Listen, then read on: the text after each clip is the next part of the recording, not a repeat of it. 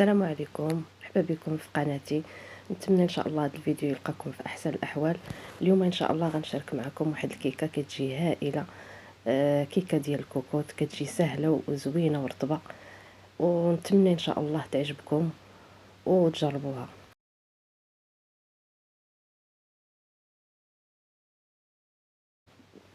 يلا ما نطولش عليكم، ندوزو للمقادير وطريقه التحضير ان شاء الله. بسم الله على بركه الله. هنا كنحتاج 4 ديال البيضات،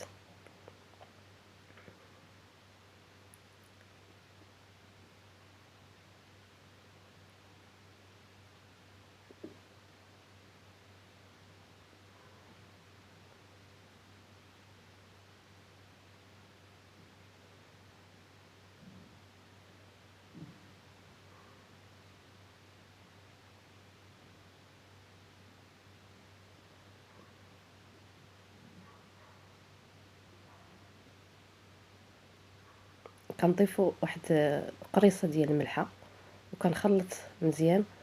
وغنضيف هنايا كاس ديال سنيده،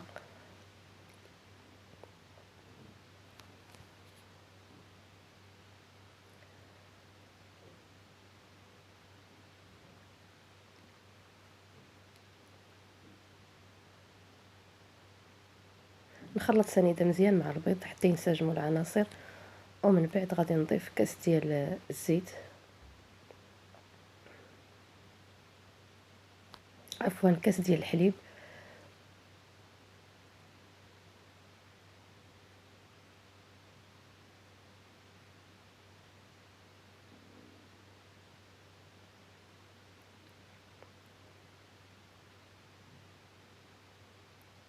هنا غنضيف 2 معالق ديال الكاكاو المور. كنغربلو باش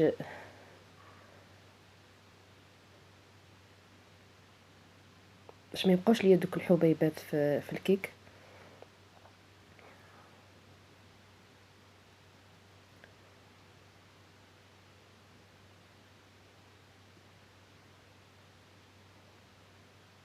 نخلط العناصر مزيان، ومن بعد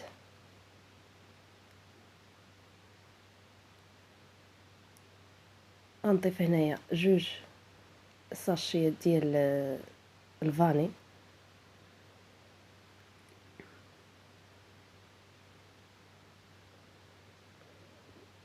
ثم كاس ديال الزيت.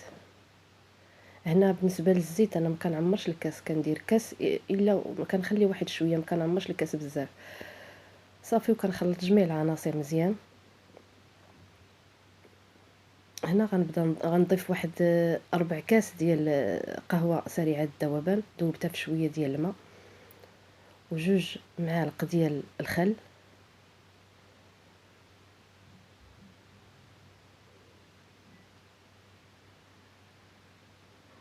نخلط مزيان العناصر.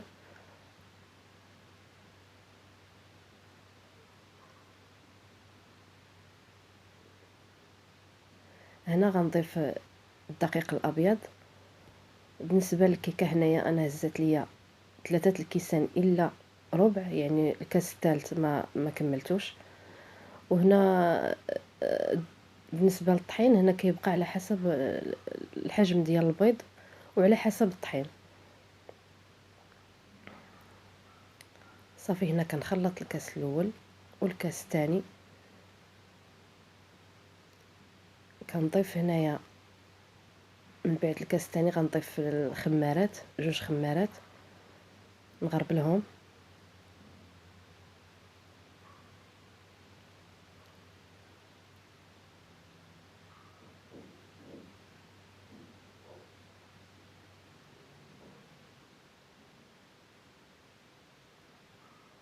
والطحين حتى هو راه من طبيعه الحال مغربل.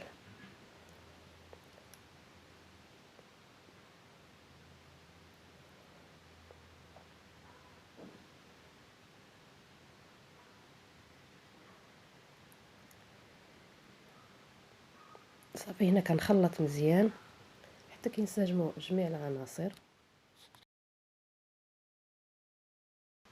بالنسبه للكاس الثالث كنضيفه بالتدريج حتى كنحصل على القوام اللي ها هو اللي داكشي اللي بقى ليا من الكاس الثالث.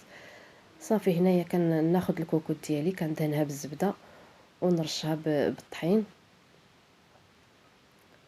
ونخوي فيها الخليط.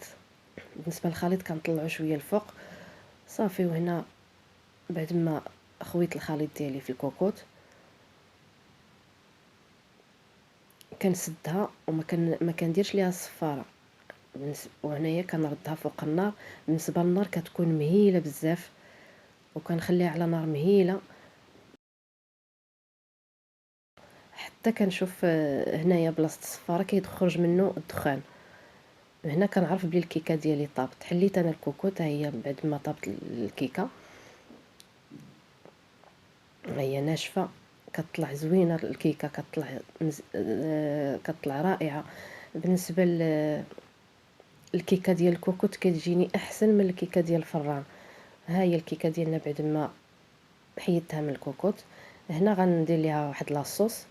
درت شويه ديال الشوكولات مربع ذوبته مع شويه ديال الحليب ودرت عليه واحد معلقه صغيره ديال راس معلقه صغيره ديال الزبده حتى داب في حمام مريم. وضفت عليه واحد دانيت ديال الشوكولات.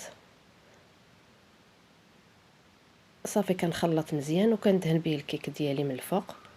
صافي بالنسبه للتزيين راه كيبقى اختياري كل واحد كيفاش كيزين. غير هو الكيكه راه كتجي رائعه رائعه بزاف كتجي خفيفه. والا جربتوها راه صدقوني ما باقيش غديروا ديال الفران. كتجي احسن كتجي هشيشه وكتجي طالعه مزيان. صافي هنا كنسقي الكيكه ديالي.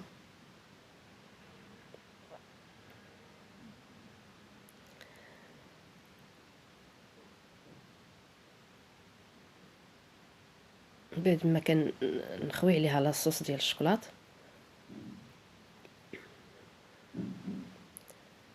هيا وكنزينها من الجناب بالكاوكاو محمر مهرمش اولا اللي كان المهم اللي عندك في سميتو راه كتزيني به. اللي عندك في الكوزينه ديالك راه كتزيني به اولا البسكوي اولا اللي كان. المهم التزيينه تيبقى اختياري. صافي وهذا هو الشكل النهائي ديال الكيكه. والكيكه هي من بعد ما طابت من بعد ما زيناها كتجي زوينه بزاف منفوخه. اللي جربها راه غتعجبو. ونتمنى ان شاء الله يعجبكم الفيديو والى فيديو قادم ان شاء الله. في امان الله وحفظه. مع السلامه.